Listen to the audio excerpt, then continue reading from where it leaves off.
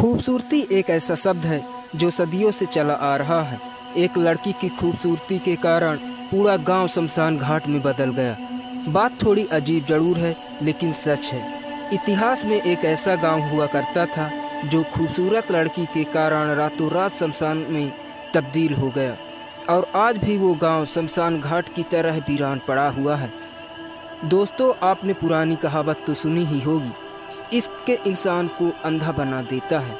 और यही वजह है कि कई लोगों ने अपने अंधे प्यार को पाने के लिए अपना सब कुछ लुटा दिया।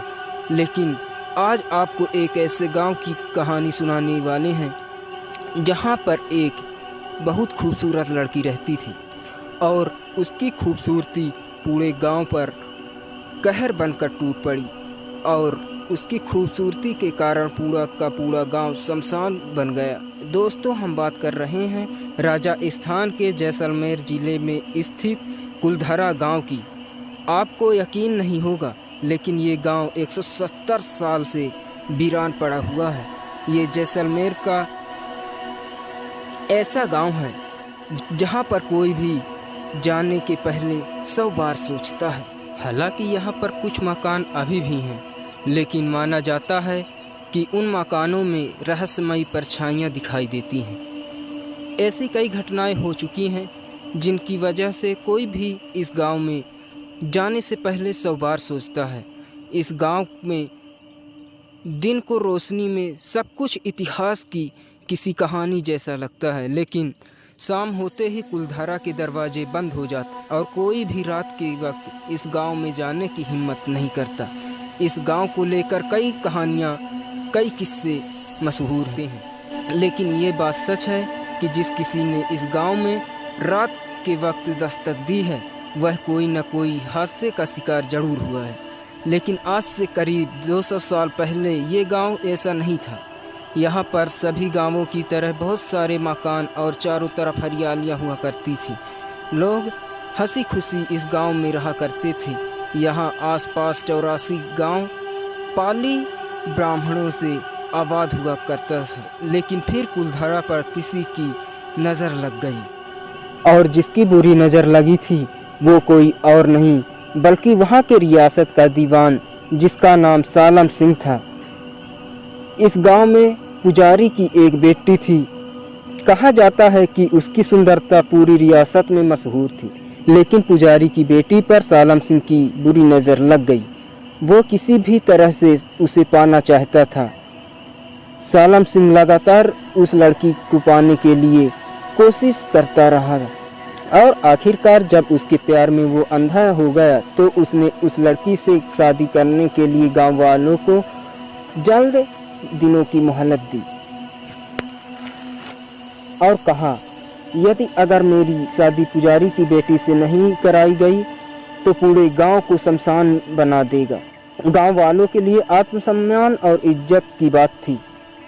इस मुसीबत से छुटकारा पाने के लिए गांव वालों ने चौपाल पर पालीवाल ब्राह्मणों की बैठक हुई, और 5000 से ज़्यादा परिवारों ने अपने आत्मसम्मान और अपनी इज्जत की रक्षा के लिए रातों रात रियासत छोड़ने का फैसला लिया। रात में ही पूरा गांव रियासत छोड़कर चला गया, और अगले दिन गांव पूरी तरीके से वीरान हो गया। कहा जाता है कि गांव छोड़ते वक्त इन ब्राह्मणों ने इस गांव को श्राप दिया था, और तब से आज तक ये गांव पूरे तरीके से वीरान पड़ा है।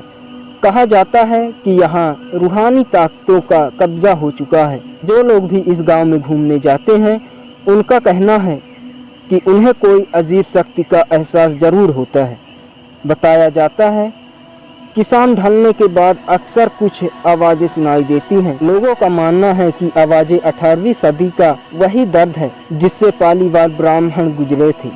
आज 21वीं सदी में ऐसी घटनाओं पर शायद आप यकीन करेंगे, लेकिन आपको बता दें कि कुलधरा ऐसा एक अकेला, यदि आप परलौकिक पर विश्वास नहीं करते, प्रेत आत्माओं पर विश्वास नहीं करते, तो आपको बता दें कि और भी कुछ ऐसी जगहें हैं जहां कई ऐसे सबूत मिले हैं। कुछ तो है जो ये कहता है यदि भगवान का अस्तित्व है तो फिर प्रेत आत्माओं का भी अस्तित्व है।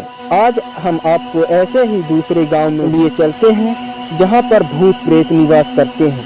ऐसा कहा जाता है, बल्कि भारत में यूँ कहिए कि 21वीं सदी के भारत में आज भी कुछ ऐसे गांव हैं जहां भूत प्रेत निवास करते हैं, ऐसा लोग मानते हैं।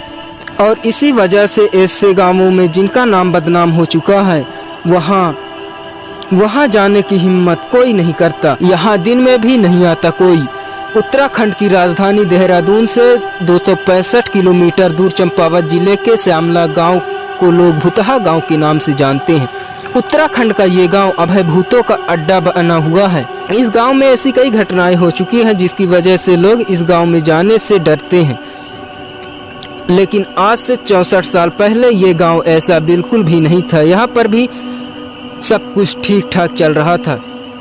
भारत के दूसरे गांवों की तरह यहाँ भी कभी खेती लहलहाया करती थी, गांव में भी कभी चहल पहल हुआ करती थी। लेकिन फिर इस गांव में एक ऐसा हादसा हुआ जिसकी वजह से यह गांव पूरा का पूरा भूतों का अड्डा बन गया। कहा जाता है 1952 के वक्त यहाँ पर 10 से 12 पीएसी जवान से भरी हुई एक मिनी बस गांव के पास से गुजर रही थी और तभी पूरी की पूरी बस दुर्घटनाग्रस्त हो गई।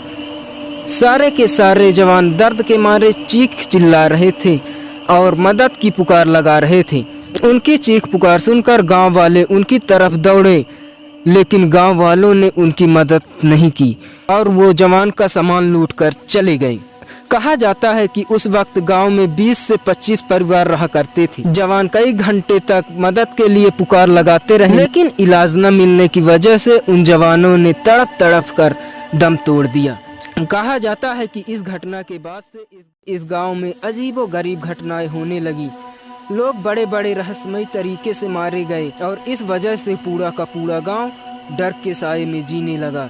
इन अजीबो गरीब घटनाओं से ग्रामीण ने धीरे धीरे गांव को छोड़ना चालू कर दिया और आज का वक्त है जब पूरा का पूरा गांव खाली हो चुका है, वीरान हो चुका है। गांव वालों ने अपना डेरा पास के ही एक गांव में बसा लिया है। भले ही उनकी जमीन उस गांव में आज भी मौजूद है, लेकिन इस गांव में जाने की हिम्मत कोई नहीं करता।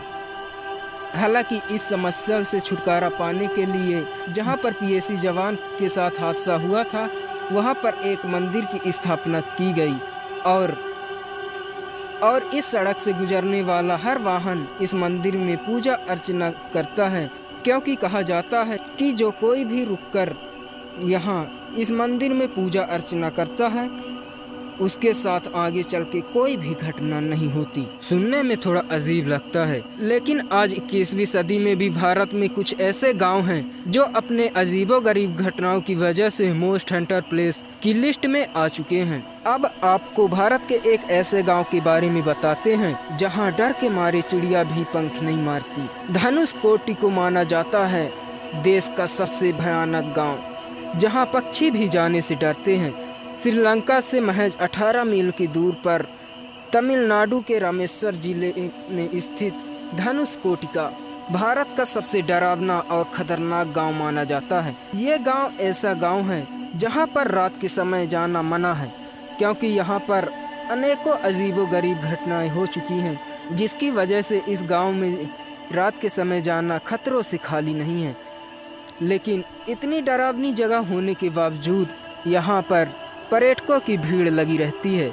कहा जाता है कि ये जगह पूरी तरह से हॉन्टेड है और इस वजह से यहाँ पर दिन के समय टूरिस्ट की भीड़ होती है, लेकिन शाम होते ही इस जगह को पूरी तरीके से बंद किया जाता है और पर्यटक रामेश्वर लौट जाते हैं।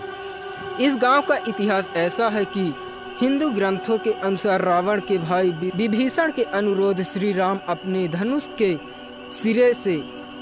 एक सिरे से सेतु को तोड़ दिया था और इसी वजह से इस जगह का नाम धनुषकोटी पड़ गया।